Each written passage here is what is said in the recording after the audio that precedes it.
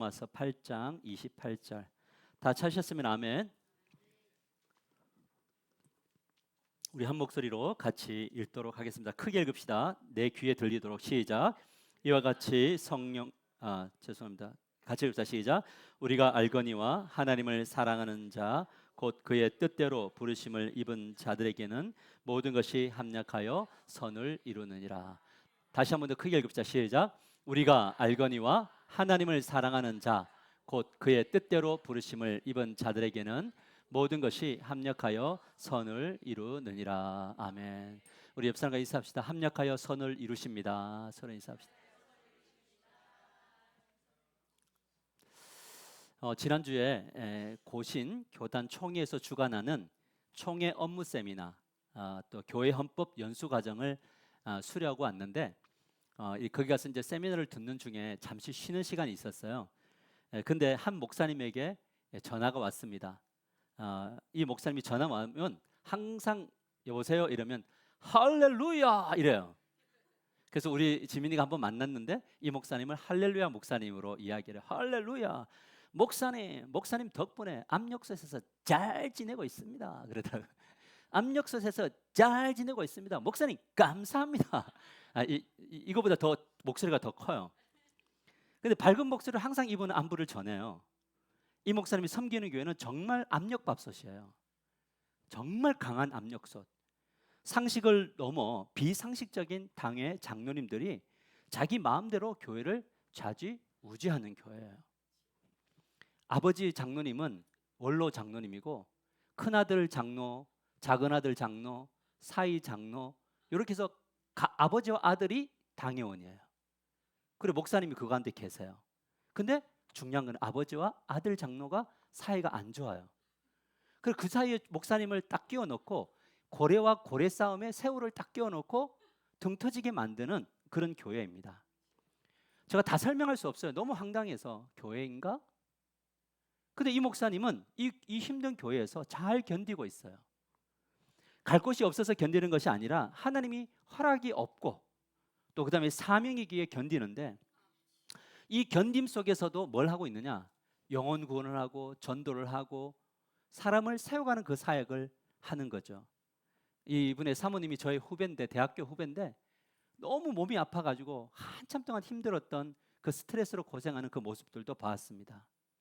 이렇게 압력솥에서 잘 견디는 목사님이 계시는가 하면 또 다른 유형의 후배 목사님들이 계세요. 가끔 상담 전화를 하는데 이 목사님이 전화만 오면 지금 엄청 힘들었구나.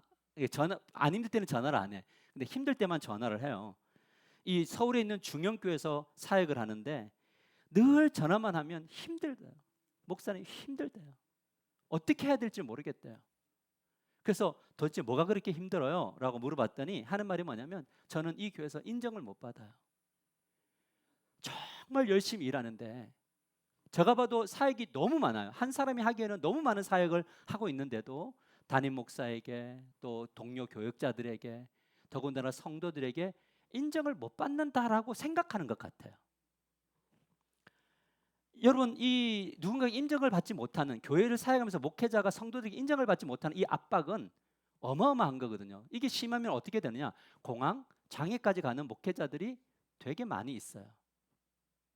아마 목회자만 이런 것이 아니라 성도님들도 직장 생활하면서 얼마나 많은 압력 속에서 고생하면서 살아오셨습니까? 이 한 주간 너무 수고 많으시고 너무 귀하시고 너무 대단하세요. 우리 옆 사람과 그렇게 얘기합시다. 너무 귀하시고 너무 대단하시다고.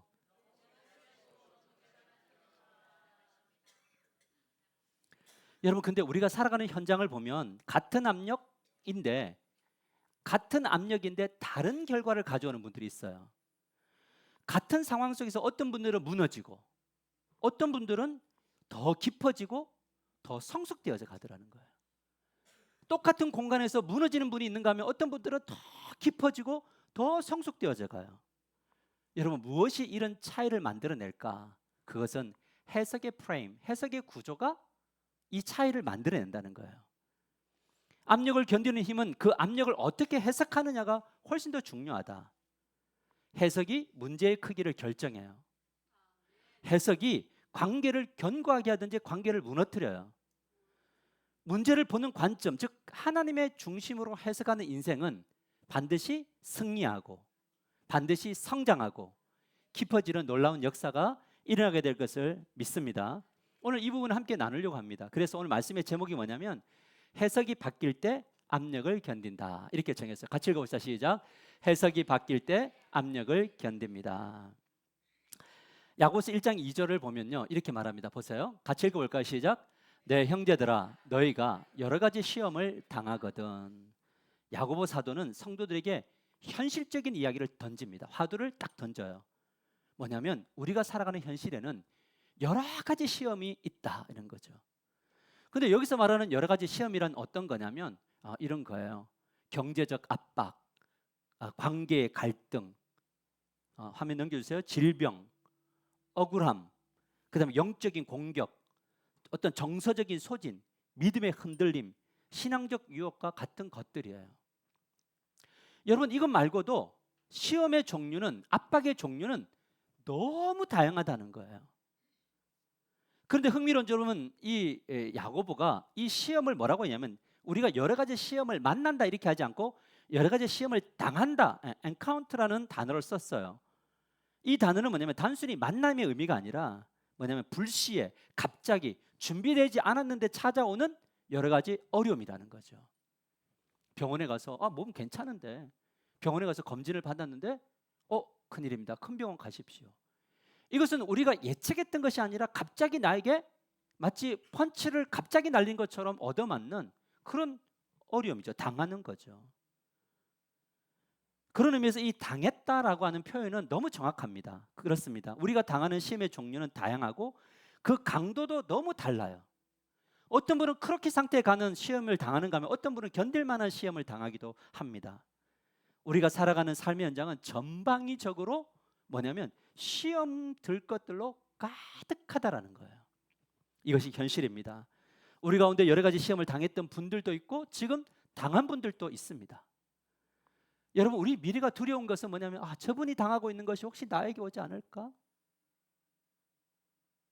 내년에 올까? 아니면 내 인생의 끝자락에 올까? 아니면 없이 편안하게 인생이 마감될까? 이 보이지 않는 미래가 우리를 굉장히 두렵게 만드는 거예요. 문제는 이 압박을 어떻게 맞이할 것인가? 이 압박이 올 때, 이 압력이 올 때 무너질 것인가? 깊어질 것인가? 성숙할 것인가? 이것을 오늘 결단하는 시간이 되기를 주님의 이름으로 간절히 축복합니다. 여러분, 더욱더 깊어지기를 축복합니다. 더욱더 성장되어지기를 축복합니다. 이것이 우리가 이 자리에 있는 이유인 거예요. 하나님은 저와 여러분 모두가 견디고 더 깊어지기를 원하는데 이것을 위해서 우리가 무엇을 바꿔야 되나? 해석의 프레임을 바꿔야 된다. 어떤 분들은 해석을요 굉장히 잘못하는 분들이 있어요. 그럼 이 인생이 괴롭잖아요. 나만 괴로운가요? 주변도 힘들고 함께하는 사람도 힘들어져. 근데 해석의 프레임을 바꾸면 나도 기쁘고 주변도 기쁘고 모든 것들이 행복해지는 역사가 나로부터 시작됨을 믿으시길 바랍니다. 우리 가슴에 손을 얹어볼까요? 하나님, 나의 해석의 프레임을 거룩하게 하소서. 다시 한번 나의 해석의 프레임을 건강하게 하소서. 할렐루야. 이것을 늘 주님 앞에 선포하셔야 돼. 선포하셔야 돼. 야고보 사도는 우리에게 해석의 프레임을 이렇게 제시하고 있습니다. 자, 이렇게 바꿔라. 야고보 1장 2절에 이렇게 말합니다. 같이 읽읍시다. 시작. 너희 형제들아, 너희가 여러 가지 시험을 당하거든 온전히 기쁘게 여기라. 바울이 우리에게 제시한 프레임은 뭐냐? 해석의 프레임은 여러 가지 시험을 당하거든 기쁘게 여기라, 이건 거죠. 근데 이 여기다는 단어가 헬라어로 보면 뭐냐면 의도적으로 관점을 선택하라는 거예요. 의도를 가지라는 거예요. 그냥 무방비상에서 당했지만 그 당한 감정과 당황 상황 속에 무너지지 말고 이걸 의도적으로 뭐냐면 해석하라는 거죠. 그러면 뭐가 되냐면 기쁨이 보인다는 거예요. 여러분, 어떤 분들은 이 어려움을 딱 당하면 감정의 지배를 다 받아버려요. 감정에 막 사로잡혀가지고 헤어나오지를 못해요. 근데 어떤 분들은 이 감정을 탁 털어요. 근데 감정이 또 찾아오죠. 근데 감정을 털고 뭐냐면 의지적으로 진리 안으로 딱 들어가요. 그래서 진리 안에서 이걸 해석하고 감정이 어떠하든 간에 뭐냐면 의지로 그 상황을 돌파해 버려요. 그럴 때 뭐가 보이기 시작하냐면 기뻐할 일들이 보이게 된다는 거예요. 이런 프레임을 좀 가져라라는 거죠. 그런데 흥미로운 점은 야고보가 압력, 즉 여러 가지 시험을 어떻게 이제 해석을 하느냐, 그 답을 해석해야 할지를 그 답을 정확히 제시하는데 뭐냐면 하나님 관점으로 해석하면 기쁠 수 있다라는 거예요. 할렐루야. 옆 사람 관점이 아니에요. 하나님의 관점으로 해석하면 기쁠 수 있다, 이걸 말하는데 야고보서 1장 3절에서 4절에 이렇게 말합니다. 이는 너희의 믿음의 시련이 인내를 만들어 내는 줄 너희가 알미라.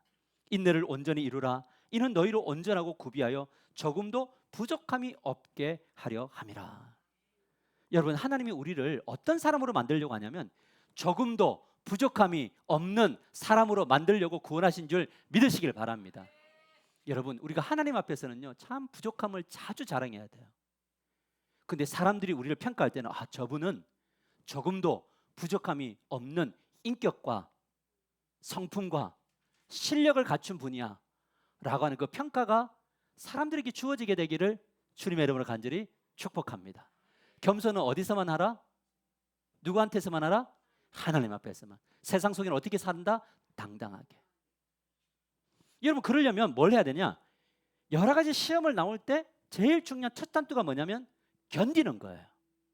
근데 견디는 게 뭐냐면 나는 성격이 원래 잘 견뎌, 이게 아니라 어디게는 in God, 뭐냐, 하나님 안에서 견디고요, 말씀 안에서 견디고요, 기도 안에서 견디면 뭐가 일어나게 되냐면 그것이 우리의 실력이 돼요.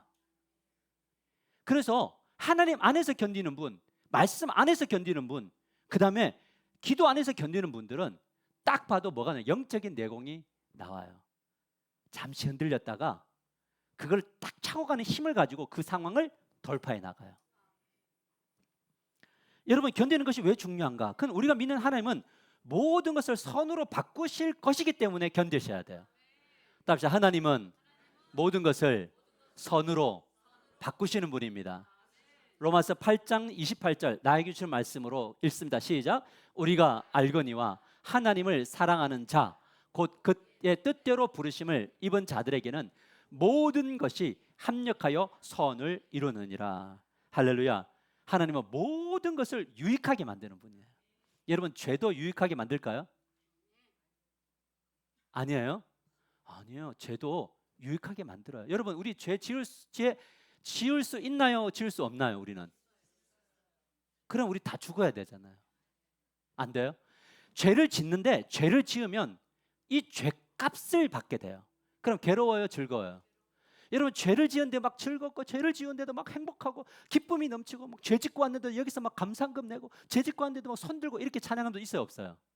없죠? 있어요. 가끔 있어요. 좀 이상한 분들이 있어요. 근데 죄를 지으면 양심이 너무 괴로워요. 그리고 하나님이 여기 계시다는 것 때문에 너무 힘들어요. 그래서 뭘 하게 되냐면 하나님, 죄가 너무 힘들어요. 하나님, 저 죄 안 짓고 싶어요. 하나님, 회개합니다. 그러면 하나님이 그렇지, 너의 연약함을 내가 알아. 너가 왜 죄를 짓게 수밖에 없는지 알아. 그런데 이 괴로움을 계속 가져가면 안 된다. 이겨보자. 그러면서 하나님 한번 해보겠습니다. 능력 주세요. 했는데 이렇게 회개를 거듭하며 걸어가다 보니 뭐가 되는 거냐? 죄를 좀 덜 짓게 되는 거예요. 죄를 안 지을 수 없으나 죄를 덜 짓게 돼요. 여기에 뭐가 되면 선이 이루어지는 거죠. 여러분, 우리가 견디다 보면요 뭐가 되냐면 실력이 계속 늘어나게 돼요. 근데 이 말을 바꾸면 어떤 말이 되냐면 압력, 즉 시험을 견디지 못하면 그만큼 성숙이 늦어진다는 거예요. 여러분, 하나님은 테스트를 통과할 때까지 훈련시키는 분이세요. 아멘인가요? 여기서 훈련 못 받으면 다른 데서 또 훈련시켜요. 이거를 이기고 견디고 꺾어쳐야 뭐냐면 실력자가 돼요. 그럼 우리는 그런 거 있잖아요. 이왕 맞을 매 힘있게 적극적으로 나아가면 우리가 정말 이 하나님이 세우시는 영적 거장으로 세워져 갈 건데 이거를 피하면 너무나 초라한 인생을 마감하게 된다는 거죠. 여러분, 영적 성숙은 견디는 것에 있습니다. 이것이 바로 하나님의 관점으로 압력을 해석하는 프레임입니다. 많은 분들이 그런 이야기해요. 목사님, 지나보니까 다 알겠더래요. 이런 이야기 많이 하죠. 그때는 몰랐으나 지나보니 알겠대요. 이런 분들은 어떤 분들이냐면 참 이해를 못했는데, 정말 죽을 것 같았는데 그래도 예배하고, 그래도 말씀 읽고, 그래도 기도하고, 그래도 교제하고, 또 견디고 또 견디고 또 견디고 하는데 나중에 딱 보니까 뭐가 되냐면, 아, 하나님의 퍼즐이 이렇게 맞춰지는구나 라는 거잖아요. 저는요, 우리 교회 아픈 지체들이 있잖아요. 그 기도할 때 그런 이야기, 그런 기도를, 하나님 이분을 치유하소서, 하나님 이분 회복시켜 주셔야 됩니다.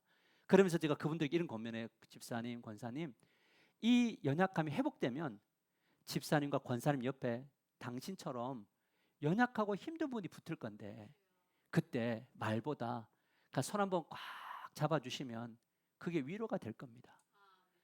나의 이 아픔과 고통을 뛰어넘으면요, 내가 누군가에게 위로자가 되고 하나님의 놀라운 사람이 되는 거죠. 요셉도 그런 이야기를 합니다. 창세기 50장 19절과 21절에 보면 이렇게 말해요. 요셉이 그들에게 이르되 두려워하지 마소서, 내가 하나님을 대신하리이까. 당신들은 두려워하지 마소서, 내가 당신들과 당신의 자녀를 기르리다 하고. 여러분, 저 당신이 누구입니까? 저 당신들이 누구예요? 당신들이 형이에요.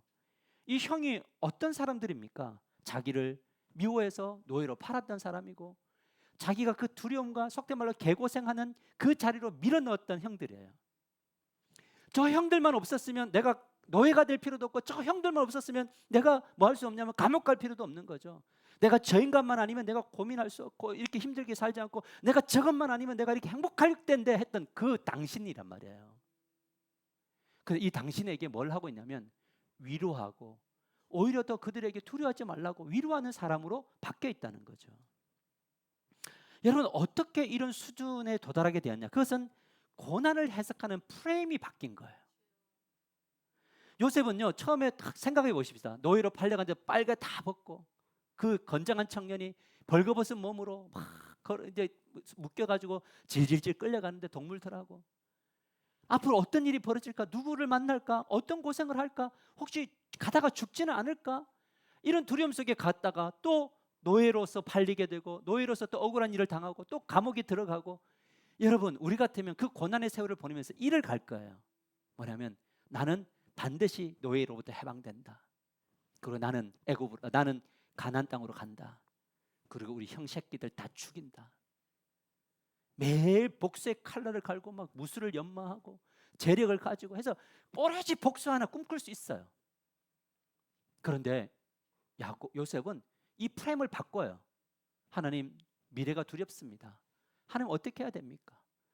노예 생활 있을 때, 하나님, 내가 이 노예인데, 내가 보디바라는 주인을 만났는데 이곳에 내가 뭘 할 거니까, 하나님이 주시는 감동이 뭐냐? 요셉아, 노예지만 노예답지 않게 살아야 돼. 너 비록 노예라는 신분이지만 주인처럼 해봐봐. 네 일처럼 해봐봐. 그러니까 뭐냐면, 그 곳에서 자기 일처럼 일을 하니까 주인이 모든 것을 다 맡겨버리잖아요. 억울한 일을 당하여도 말하지 않아요. 그래서 들어가서, 하나님, 저는 죄수인데 뭘 할까요? 죄수인데 여기서 간수처럼 일을 해봐.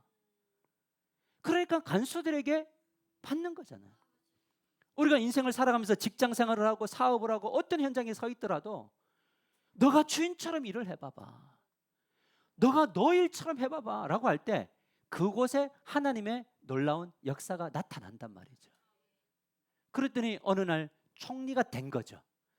우리는 그런 이야기 할 거예요. 총리가 되면 다 저렇게 여유로워질 거라고. 아니에요. 인간은요, 어떤 자리 위치가 있다고 해서 넉넉해지는 것이 아니라, 삶의 프레임을 잘 바꾼 사람이 그 위치에 올라갈 때 위대한 사람이 된단 말이에요. 할렐루야. 그것이 중요해요. 여러분, 그래서 그가 해석을 어떻게 하냐면, 창세기 50장 20절에 이렇게 말합니다. 당신들은 나를 해하려고 하였으나 하나님은 그것을 선으로 바꾸사 오늘과 같이 많은 백성의 생명을 구원하게 하시려 하셨나니. 저걸 우리식으로 이야기하면, 우리는 이렇게 이야기하면, 당신들이 나를 해하려 했으나 나는 독한 마음을 먹고, 내가 진짜 잘해서, 내가 내 해석의 프레임을 내가 만들어서 내가 너 죽이고 싶은데 내가 용서할 거야?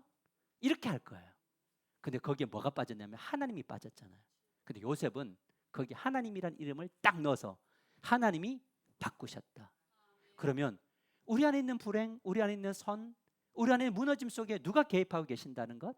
하나님이 계신다고 하는 프레임을 딱 넣으면요, 그 다음부터 우리의 인생은 달라지는 거죠. 몸은 여전히 막 몸살이 나는데 너무 힘든데 하나님이 이 가운데 함께 계셔라고 할 때 견딤이 있게 된다라는 거예요. 사랑하는 성도 여러분, 삶의 해석을 바꾸면 어떤 일이 일어나느냐? 마음이 치유돼요. 그 다음에 관계가 회복되고 사명이 회복됩니다. 고난은 해석되지 않으면 트라우마가 돼요. 그런데 고난은 해석되면 간증이 돼요. 똑같은 고난인데 어떤 분은 트라우마로, 어떤 분은 뭘로? 간증으로. 아내가 가끔 저에게 그런 이야기를 합니다. 왜 당신은 다른 사람들이 겪지 않는 일들을 이렇게 많이 경험하지? 다른 사람들의 목회가 순탄한데 당신은 참 다양한 일을 겪고 있는 것 같아 라는 거죠. 근데 들어보면 공감이 돼요. 이 말 안에 뭐가 있냐면 상처가 있고 아픔이 있는 거잖아요. 아마 여러분들에게도 내면 안에 주변 가족들이 그런 이야기들, 야 너는 왜 그렇게 고생을 하니? 너는 왜 그렇게 남들이 안 걸 겪고 있니? 라는 이야기를 막 들을 거예요.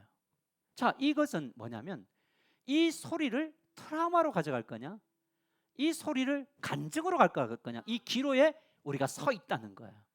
하나님은 여러분 우리만 고난이 있느냐? 그러지, 왜 나만 겪는 고난이냐고? 아니죠. 세상 사람들도요 고난은 엄청 겪어요. 믿는 사람들도 다 고난을 겪어요. 근데 그 고난을 트라우마로 가는 프레임이냐 아니면 간증으로 가는 거냐의 차이가 결국 이 자리인 거예요. 우리가 주일날 나왔다는 것은 뭐냐? 여러분들 각자에게 있는 그 고난과 답답함과 그 어려움 속에 있을 때에 그거를 어떻게 풀어갈 거냐를 얻는, 그 힘을 얻는 이 자리임을 믿으시기를 바랍니다. 그런데 이런 시간이 지나면서 지나온 날들을 하나님의 관점으로 해석해 보니까 첫째가 뭐냐면 내가 당한 고난은 나 스스로 만든 것이 너무 많았다라는 거예요. 여러분 단추를 어디로부터 낀다고요? 내 해석의 프레임을 나와 하나님과의 관계의 프레임을 만들어야 돼요. 근데 많은 사람들은 이 어려움을 옆에 프레임 어떻게 하면 저놈, 이놈, 이것 때문으로 온 그게 아니라 하나님 앞에서 나를 세워서 내가 참 부족했습니다. 그래서 뭐냐면 이 아픔을 느낄 때 뭘 하는 거냐면 다음부터는 이 고난을 만들지 않기로 신중한 삶을 살게 되는 거죠. 그러니까 뭘 하게 되느냐? 어떤 일을 결정할 때, 어떤 일을 풀어갈 때 그때도 뭘 하게 되면 하나님을 세우고 하나님께 물어 하나님이 주시는 감동을 따라 그 길을 걷는 거죠. 자, 이게 첫 단추. 두 번째 단추는 뭐냐? 하나님이 이끄시는 여러 가지 고난이 있더라라는 거죠. 하나님이 나를 위대한 사람으로 만들려고 여러 가지 고난을 만드시더라. 세 번째는 뭐냐? 이 모든 고난이 나를 단단하게 하셨다라는 거예요. 할렐루야. 단단하게 하셨다. 가끔 저 얼굴 보면 힘들어 보일 때 있나요? 요즘 얼굴은 어떤 것 같아요? 좋아요? 몸은 완전 몸살이에요. 한 3주간 몸살을 하고 있어요. 근데 얼굴은 왜 좋으냐라고 할 때 내면의 감정과 내면의 상황과 상관없이 왜 이렇게 힘을 내느냐 할 때에 그것은 바로 뭐냐면 우리의 주어진 이 모든 상황 속에 누가 계시다? 하나님이 계시다. 그걸 따라 걸어가는 거예요. 이게 뭐냐면 의도적으로 우리의 삶을 해석하는 거죠. 거기에 뭐가 보이느냐? 기쁨이 보여요. 근데 그 기쁨이 누구냐? 바로 여러분이에요. 여러분이 기쁨이에요. 우리 옆 사람과 인사해보고 당신이 나의 기쁨입니다. 네.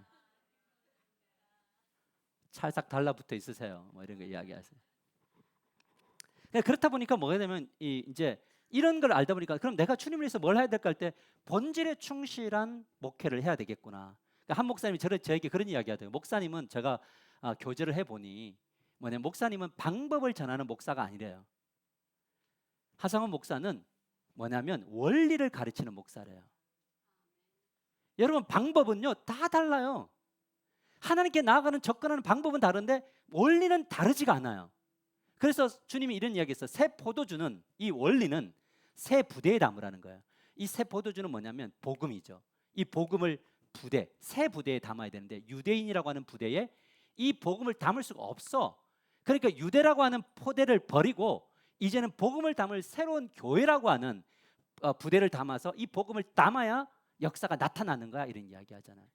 여러분 우리가 예배드리는 스타일, 드럼, 뭐 키보드, 어느 날 제가 기타 하나로 무엇이 문제입니까? 우리가 지금 이렇게 밝지만 다음에 예배당은 좀 조명이 다운돼서 약간 좀 화려할 줄 어떻게 합니까? 그것이 우리의 본질을 이끄는 것이 아니라 본질을 담아내는 모든 것들은 이것들은 변화될 수 있다. 그러나 원리는 바꿀 수 없다. 할렐루야. 해석의 프레임을 갖는 것 원리인 거예요. 그래서 요즘 책을 쓰면서 저에게 제가 이런 생각이 들었습니다. 책을 쓰면서 책 쓰는 게 너무 힘들어요. 근데 엄청 빨리 쓰고 있어요. 그런데 뭐냐면 건축을 준비하면서 나는 왜 이렇게 힘든 길을 걸어가지라는 거예요. 그 이유는 지나온 날들의 하나님의 관점으로 해석해 보니까 모든 것들이 다 바뀌어요. 상처가 뭘로 바뀌냐면 간증으로 바뀌어요. 여러분, 개척교회에서 섬기는 일과 목회를 하다가 상처 입었다는 것이 얼마나 아픈 것인가 알기 때문에 저의 건축에는, 저 건물에는, 건물은 그 목회 철학이 담겨 있거든요. 여러분, 예배만 중심하는 교회를 한번 가보면요, 소그룹실 없고 예배당만 냅다 크게 지어요. 목사님이 예배만 중심한 사람은. 근데 저 머릿속에는 뭐냐면 예배도 있고 소그룹도 있고, 근데 그 예배당 안에 뭐가 있느냐, 상처 입은 목사님들 와서 쉬어라, 힘을 잃어버린 목사님들 와라, 여기서 힘을 얻어라. 개척교회가 그 여름 수련회를 하려고 하는데 그 인근에 있는데 뭔가 개척 그 수련회 장소 구하려면 너무 돈이 많이 들고 너무 어렵더라. 그러면 우리 교회 와라. 20명 30명 되는 게는 우리 교회 와라. 그래서 인천 대공원 앞마당에서 뛰고 거기서 축구도 하고 놀고 만수산을 오르며 뭐냐면 멤버십 트레이닝을 해라. 그리고 옆에 있는 밭에서 뜯어다가 고기 구워 드셔라. 할렐루야. 그래서 땀나면 샤워해라. 어떤 건물이 우리만을 위한 것이 아니라, 우리를 드러내는 것이 아니라, 그 건물에 앞의 상처가 뭐가 되냐면 하나의 간증거리가 되는 것을 꿈꾸면 설렘이 있는 거죠. 할렐루야. 여러분 기억나세요? 저는 우리 교회가 선교관 있기를 원합니다. 제가 개척 초기부터 했던 거 기억나세요? 하나님 주시잖아. 이제 우리 뭐 하는데요? 그 냉장고에 여러분들이 돌아가면서 꽉꽉 채우시면 되는 거예요. 여러분 그게 중요하죠. 여러분 상상하십시오. 우리가 서 있는 이 땅이 다음 세대들이 영적 습관의 고리를 끊고 경제적인 습관의 고리를 끊고 잘못된 고리를 끊어야죠. 여러분 아침에 눈을 뜨면 기분이 좋아요, 나빠요? 오늘 아침에 기분이 좋았어요, 나빴어요? 그럼 어제 여러분은 기분이 좋았던 거예요. 우리의 하루의 시작은 저녁에 끊어야 돼요. 어디에서? 주님의 품 안에서 하루를 정리하며 주님 딱 안겨가지고 하루 이런 일을 살았는데 하나님 내일 엄청난 걱정된 일이 있습니다. 그런데 주님이 말씀하시잖아요. 야, 내일은 내일에게 염려하라고 맡겨. 너 오늘 잘했어 하고 눈을 딱 떴는데 그때 뭐가 오느냐? 주님이 나의 하루를 디자인하시는구나. 그런데 저녁에 되면 온갖 쓰레기를 다 마음속에 모으고 영혼에 깊이 뿌리 내려놓고 잘 때 아씨 내일 안 왔으면 좋겠다 이렇게 막 하다가 아침에 눈을 뜨면 어떻게 돼요? 아씨 아침이네. 여러분 이렇게 시작하는 하루는 너무 불행하잖아요. 영적인 우리 습관의 고리를 끊어쳐야 된다는 말이에요. 그 경제적인 습관의 고리도 끊어야죠. 내가 지출을 잘못하고 소비를 잘못하는 것들을 다 파악하고 분석해서 이 습관을 끊어야지. 고리를 끊어야죠. 딱 돈만 생기면 할렐루야 하면서 어디 놀러 갈까 뭐 어디 할까 이런 계획이 아니라 이거를 어떻게 더하기 빼기 곱하기 나누기를 할까를 고민하는 우리 다음 세대들. 할렐루야. 내년 한번 보세요. 어떻게 이루어지는지 한번 보세요. 진짜 아이들이 어떻게 이 부분들을 바꿔가는지를 한번 보셔야 돼요. 해마다 저는요, 하나님 나라는 다수가 아니에요. 하나님의 나라는 어떤 사람이냐면 진짜 창조적 소수가 다수를 이끈단 말이에요. 저는 우리 하나교회가 정말 세상을 이끄는 교회가 되기를 주님의 이름으로 간절히 축복합니다. 그 하나님의 비전에 바로 여러분들이 필요해요. 여러분들이 그 자리에 머물러 그 자리에 서서 하나님께 영광을 돌려야 돼요. 그래서 나의 변화로 가정이 회복되는 거죠. 아까도 뭐죠? 이 프레임을 만드는 첫 번째 단추가 누구다? 나를 주 앞에 드리는 거다. 근데 이거를 프레임이 잘못된 분들은 뭐냐면 전부 거꾸로 와요. 아이 세상 때문에, 교회 때문에, 우리 집안 때문에, 너 때문에. 그리고 마지막에 딱 와서 코스프레를 해요. 나는 그래서 힘든 거야. 그럼 이게 바뀌나요? 아니죠. 뒤집어야죠. 어떻게 뒤집어야 돼요? 나를 주 앞에 드려. 나를 분석하고 나를 해석하고 나를 이해하고 나를 주 앞에 드려 타인을 이해하는 방식으로 흘러가야 그것의 놀라운 역사가 나타날 줄 믿으시기를 바랍니다. 저와 여러분이 해야 할 것은 간단해요. 우리에게 주어진 자리를 지키는 거예요. 땅을 지키는 거예요. 나를 지키고 가정을 지키고 이 하나교회를 사명으로 받으셔야 돼요. 그리고 지키셔야 돼요. 그리고 그 가운데 하나님의 영광이 나타나기를 기도하는, 그래서 말씀을 배우고 묵상하고 말씀으로 기도하고 성령이 주시는 능력으로 힘입어 하나님이 주신 땅에서 최선의 삶을 살 때 그 다음에 거는 뭐라고 하면 이제는 주님이 하십시오. 요게 맞아요. 근데 정말 자기 마음대로 할 것 다 하고 마지막 기도를 뭐라고 하면 주의 뜻대로 해달라고. 그 주님이 그러잖아요. 일을 할 수가 없다고. 그러면 너 자신을 나에게 내놓고 너의 삶을 나에게 내놓아서 내가 원하는 대로 네가 걸음을 걸을 때 나는 너가 할 수 없는 일을 내가 할 거야 라고 말하는 거잖아. 이것이 중요해요. 그래서 우리 그리스도인은 어떤 사람이냐, 굉장히 부지런한 사람들이어야 돼요. 고민해야 돼요. 저는요 내년에 참 감사한 게 뭐냐면 제가 더 본질적인 일을 할 수 있게 되었고 우리 성도들에게 이제 맡기면서 같이 대화 나누면서 여러분들과 함께 이 교회를 만들어 갈 거예요. 원리는 그대로 가져가되 방식을 나누자. 그리고 함께 이 교회를 세워가자. 할렐루야. 머리신 주님이 영광 받으실 줄 믿습니다. 그래서 여러분 보는 맛을, 이 하나님이 일하시는 것을 이 보는 맛을 느끼면서 한 걸음 한 걸음 걸어가는 것이 뭐냐면 신앙의 여정이에요. 여러분 이미 이왕 예수 믿을 거 맛있는 맛, 영적인 맛, 행복의 맛, 기쁨의 맛, 성장의 맛을 보면서 걸어가는 저와 여러분이 되시기를 주님의 이름으로 간절히 축복합니다. 할렐루야. 맛을 봐야죠. 어디서 봐요? 여기서 맛보십시오. 그리고 우리가 성장해서 또 때로는 하나님이 야 이제 너는 너의 사명이 다른데 그럴 때는 우리가 가서 그 사명을 감당해야죠. 말씀을 맺으려고 합니다. 두 종류의 그리스도인이 있습니다. 인생을 부분으로 보는 그리스도인과 전체로 보는 그리스도인들이 있습니다. 그림을 딱 봤을 때 그림은 어떻게 봐야지 잘 보냐면 멀리 뒤로 떨어져서 봐야 될 게 있고 가까이서 봐야 될 그림이 있습니다. 그런데 언제 잘 보이느냐? 약간 떨어져서 볼 때 이 전체적인 그림이 보입니다. 여러분 만일 왜 이런 일이 나에게만 있지라고 거기서 팍 파묻혀 살아가는 사람들은 삶을 부분적으로만 보는 사람들이에요. 그래서 제가 어느 날 이렇게 묵상을 해보니까 기분 나쁜 거, 불평할 거 찾아보니까 막 수천 가지가 나와요. 맞아요? 너무 막 화낼 거, 막 열받을 거 이런 것 때문에 막 가정, 교회, 막 삶에 너무 많아요. 그런데 이거는 뭐예요? 부분적으로만 보니까. 그러니까 지난번에 이 깔때기를 딱 이렇게 원형 깔때기를 놔놓고 앞에 조금 딱 잘라놓고 이렇게 보면 세상을 보면 어떻게 돼요? 딱 그만큼만 보이잖아요. 이거를 주님이 자꾸 막 삭둑삭둑 잘라가지고 이렇게 보기를 원하는데 우리는 그것만 보고 왜 이렇게 힘들지? 뭐 이렇게 찾거든. 그러니까 어떻게 보면 불행을 스스로 찾고 불행을 스스로 짓고 불행을 스스로 만들어가는 습관이 우리들에게 있는 것 같아요. 그 기쁜 일에는 하고 안 웃고 열받는 일은 막 터뜨리고 우리 열받을 때 하고 기분 좋을 때 웃고 작은 것에서 막 기쁘고 웃고 이래야 되는 거 아닌가요? 오늘 김치 먹으면서 매워 죽겠네 이거보다 오늘 스트레스 받았는데 매워 맛있네 이렇게 가는 게 훨 낫죠. 이왕 먹을 거. 여러분 하지만 주님 이 일을 통해 무엇을 하기를 원하십니까를 묻는 사람들은 삶을 전체로 보는 거예요. 어려움이 오고 힘든 일이 왔는데 주님 여기서 내가 무엇을 해야 될까? 이거는 완전 달라요. 내가 무엇을 해야 될까? 내가 가정에서 오늘 뭘 해야 될까?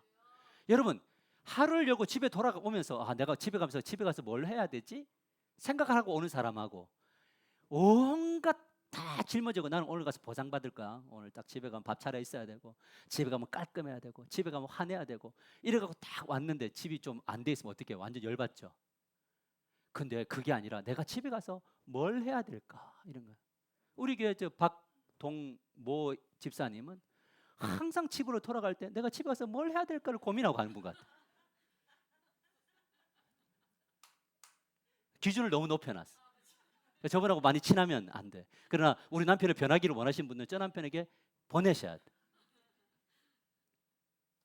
우리 저 뒤에 노모 집사님은 항상 아내가 말만 하면 웃어요.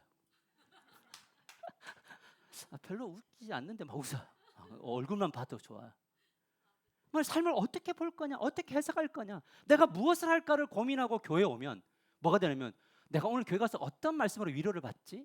나 오늘 가서 나는 위로를 받아야 돼. 이렇게 오면 모든 것들이 다 위로가 안 돼요. 근데 오늘 내가 가서 주님 앞에 어떤 메시지 듣고 내가 무엇을 해야 되지라고 생각하고 오면 교회에 내가 할 일들이 보인단 말이에요. 내가 만나야 될 사람들이 보여요. 이렇게 우리는 깊어지고 익어가고 성숙되어져 가야 된다고요. 그 새로운 사람들을 하나님이 많이 보내주시기 위해서 보내셨는데 우리 교회가 오면 전부 다 깔때기 끼고 다 자기만 보고 있고, 그 성도들이 문제 해결하려고 하는데 저 가만히 있어보라고, 나 지금 찾지 못했다, 내 것도 찾지 못해, 누구 찾느냐고 이러면 교회가 성장하겠냐고요. 하나님이 나라가 임하겠냐고요. 아, 지금 요것만큼밖에 안 보이죠? 그러면서 옆에서 싹 잘라주고 더 잘 보이죠? 또 싹 잘라주고, 그래서 나중에 보면 오, 이거예요? 하나님의 나라가 이거였어요? 이런 세계가 있었던 거예요 라고 해주는 그런 축복의 통로가 돼야 되죠. 그래서 내가 무엇을 할까요 하는 사람들은 뭐냐면 마음이 막 풀려요. 왜? 태도 자체가, 프레임이 저 사람이 나에게 뭘 해줄까가 아니라, 목사가 나에게 뭘 해줄까가 아니라, 성도가 나에게 뭘 해줄까가 아니라 내가 저분을 위해서 뭘 할까를 생각하니까 뭐가 돼? 마음이 풀리죠.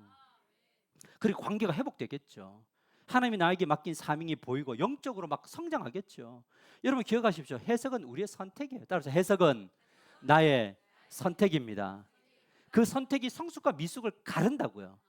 고난이 인생을 정의하지 않아요. 따라서 고난이 인생을 정의하지 않습니다. 다시 한번 더, 해석이 인생을 정의합니다. 그러니까 누가 고난 당했으니까 저분은 저래서 저래, 이게 아니라 그 해석을 어떻게 하느냐를, 능력을 키워줘요. 그래서 저는 여러분들에게 뭐냐면 해석하는 능력을 키워주고 싶은 사람인 거예요. 할렐루야. 그래야지 여러분이 우뚝 서죠. 언제까지 저 옆에서 저가 막 여러분을 보호하고 여러분을 막 만들고 이러기를 원하세요? 아니요. 이제는 여러분들, 이제는 이제 10년 차 제 3기로 걸어가면서 이제는 여러분들이 서셔야 돼요. 여러분이 걸으시고 여러분들이 하셔야 될 때가 됐어요. 여러분들 어린아이 아니에요. 다시, 나는 영적 아이가 아닙니다. 할렐루야. 성장하셔야 됩니다. 그래서 하나님 우리에게 오늘 질문하십니다. 어떤 사람이 되기를 원하니?